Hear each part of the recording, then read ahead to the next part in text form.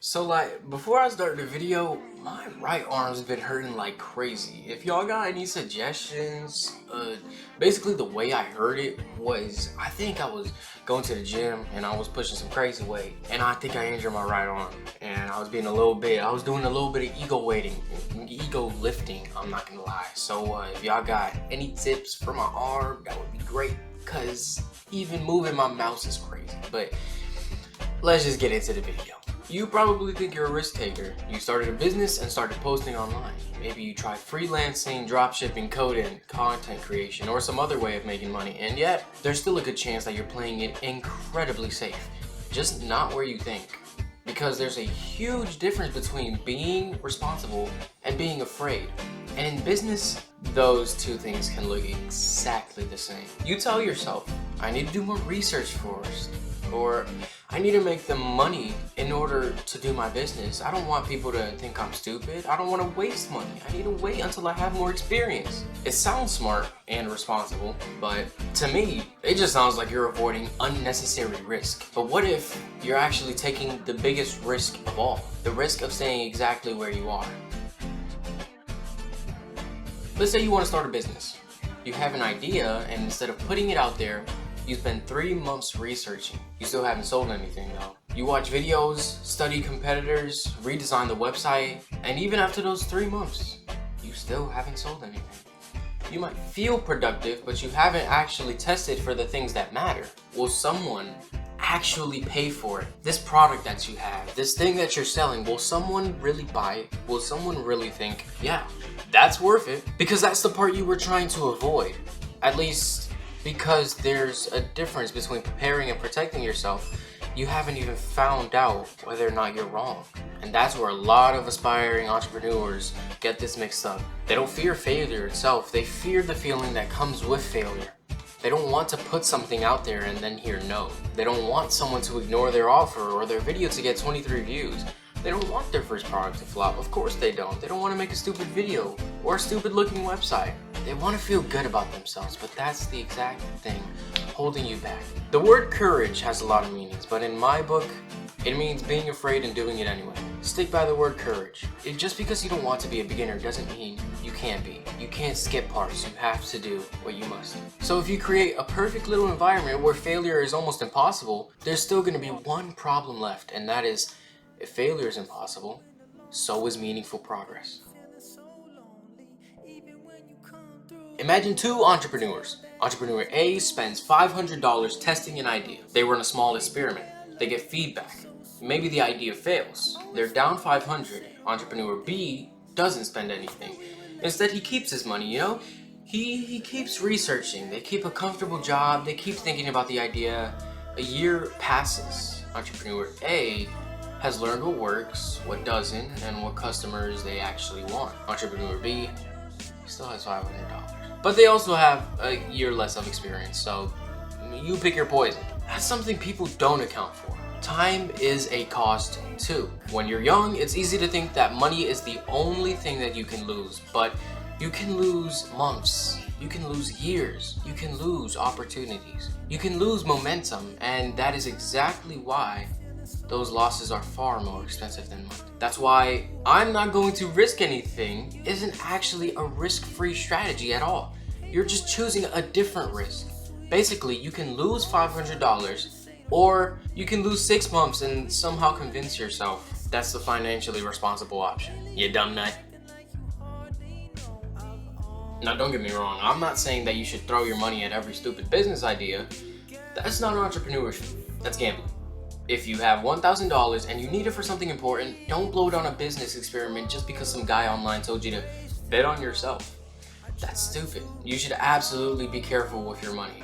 It can seriously hurt your financial situation, but here's the interesting part. A lot of entrepreneurs are extremely careful with their money, while being incredibly careless with everything else. They won't spend $50 testing an idea, but they'll spend 6 months thinking about it. They won't pay for something that could save them time, but they'll waste hundreds of hours doing everything themselves. They won't launch until the product is perfect, but they don't realize their biggest expense is opportunity cost. You know you're in trouble when you're saving $20 by doing something yourself and it takes you 14 hours. Congratulations, you just made $1.43 in that hour. The goal isn't to eliminate risks though. The goal is to choose which risks are worth taking, and obviously making $1.43 an hour isn't a risk I would take. There are certain risks in entrepreneurship that are actually good, not because they guarantee success, but because they give you information. You should be willing to risk looking stupid. Post a video, send the offer, talk to the customer, ask the question. You might embarrass yourself, but who cares? You'll survive. You should be willing to risk hearing no. Pitch someone, ask someone to buy, ask for feedback. You should be willing to be rejected. Good, now you know. You should be willing to risk being a beginner. Your first website might suck, your first video might suck, your first sales call might be awkward, your first product might be mediocre. That's normal. You're not supposed to be good at something that you've never done before. I mean, you just started. What did you think? And you also should be willing to risk being wrong. This is probably the biggest one. Honestly, I don't see enough people talking about this because entrepreneurs aren't always having the right ideas in their head. They're people who are willing to find out when they're wrong. And yes, finding out you're wrong sucks, but it's a lot better being confidently wrong for 3 years. This is where it gets uncomfortable. Sometimes you're not protecting your business, you're protecting your ego. You say, I'm still working on it, but really you're scared to launch. You say, I'm doing more research, but really you're scared the idea won't work. You say, I need to build my audience first, but really you're scared nobody will listen. You say, I'll start when I'm ready, but really you don't want to be seen trying. Because once you actually put something out there, reality gets a vote. Before you could launch, before your business can be anything, it could become $1 million company. It could become huge. It could change your life. But the second launch, reality gets involved. Someone can say no. Someone can criticize you. Someone can ignore you. And suddenly your perfect idea becomes a real thing that can fail.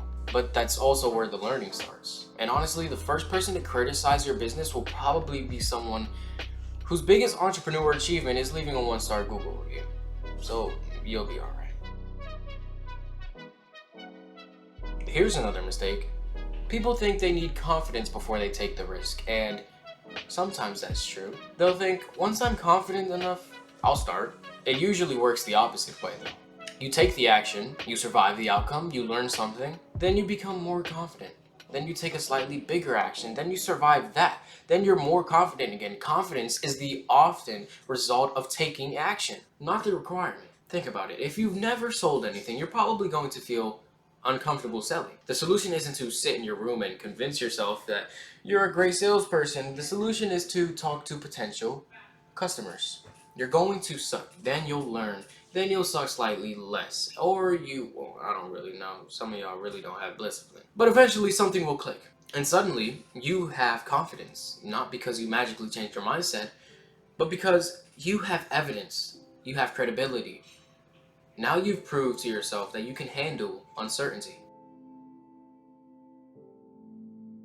Now here's where I want to make something clear. There's a huge difference between calculated risk and recklessness. You don't need to quit everything tomorrow. You don't need to put all of your money into one idea. You don't need to make some ridiculous life-changing decision just to prove you're ambitious. You don't need some ridiculous... That's not the lesson. The lesson is take small risks that give you big information. Instead of spending $10,000 building a product, can you talk to 20 potential customers? Instead of spending 6 months building a website, can you make a basic version for the week? Instead of quitting everything, can you test the business on the other side? Instead of spending thousands on advertising, can you figure out whether people actually want the thing first? This is how you make risk manageable. You don't jump off the cliff. You figure out how to get closer to the edge without destroying yourself. Because take risks doesn't mean you need to wake up tomorrow and sell your house to buy a vending machine business. There is one sentence that sounds harmless, but it can destroy years of your life. I'll do it later. Later when I'm better. Later when I have more money. Later when I have more followers. Later when I know more. Later when I have the right equipment. Later when I have more time. Later. Mater. And then one day you look back and realize, oh shoot, I wasn't even waiting for the right moment. I was waiting to feel safe. And you're never going to feel completely safe. There will always be another reason, another problem, another thing you couldn't improve. another skill you couldn't learn. At some point, you have to accept this is good enough. Let's find out what happens. Because if you wait until everything's perfect, you're going to be waiting so long your laptop is going to become a family heirloom. So here's the question I want to ask yourself. Not, where am I taking too many risks? Instead ask, where am I being unnecessarily cautious?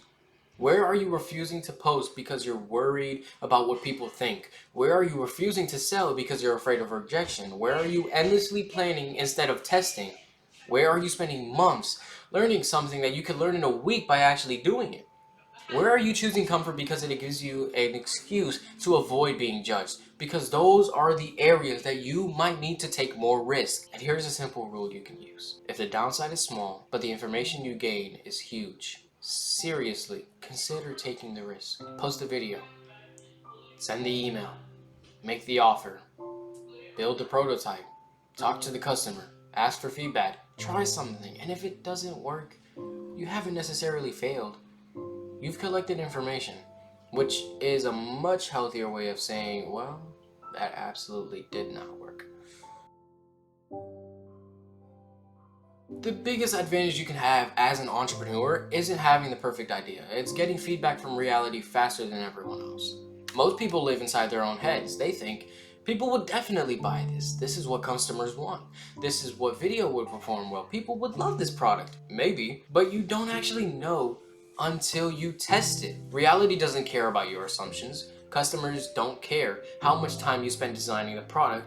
The algorithm doesn't care how long you edited the video. The market doesn't care how passionate you are. You can argue with reality or you can listen to it. And entrepreneurs who listen to reality can adapt. They change the offer, they change the product, they change the audience, they change the strategy. They don't get emotionally attached to being right. They get attached to figuring out what works. And sometimes reality is basically your business partner saying, yeah, we're gonna need to rethink this one. So the next time you catch yourself saying, I don't know if I'm ready, ask yourself, do I actually need to be more prepared, or am I just looking for permission to stay comfy? Because sometimes the smartest thing you can do isn't take a massive risk, it's taking the smallest uncomfortable action that gives you real information. Send the message or make the offer, post the video, launch the basic version, talk to the customer and find out, because entrepreneurship isn't about eliminating risk. It's about learning which risks are worth taking. I've said it 100 times and I'll say it again. The safest looking decision is the one that costs you the most, which is pretty unfortunate to realize, because doing nothing was supposed to be the easy option. Turns out doing nothing has a subscription fee, and the monthly payment was your time. So stop trying to make every move perfect and safe. Make it smart, make it calculated, and most importantly, make the move.